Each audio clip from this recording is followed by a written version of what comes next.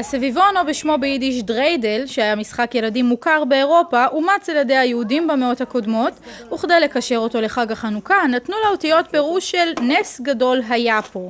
בשנים האחרונות הוא עבר כמה שדרוגים כדי שיתאים לילדים של היום. סביבון, סוף סוף סוף, חנוכה הוא חג טוב, חנוכה הוא חג טוב, סביבון, סוף סוף סוף, סוף נסוף וכה בכו, נס גדול היה פה, נס גדול היה פה, סוף נסוף. יש לנו סביבונים קלאסיים של פעם, זה הסביבון הזה של נס גדול היה פה, והסביבון עץ הזה.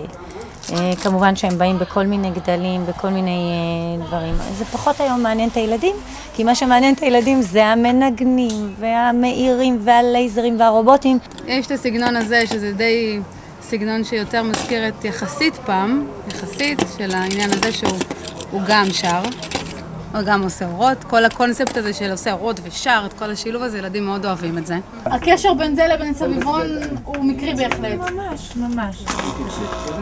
זה לפני שנה גם קניתי מהסוג הזה, זה לייזר, זה צבעים וזה מנגן, וזה נחמד.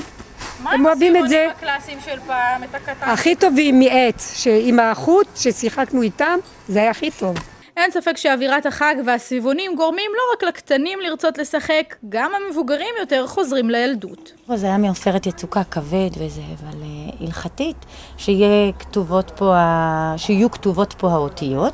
אני הרבה לא השתתפתי בתחרויות האלה, אבל בעיקר הבנים. תתפלא, אבל יש ילדים שככה כן ההורים מראים להם, ואז הם כן מראים התלהבות כלשהי.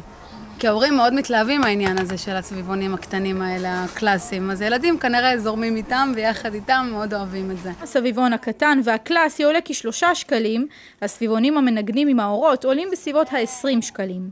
הוצאה קטנה בשביל הנאה גדולה. זה נס גדול היה פה. כן. כל אות אומרת מילה אחד.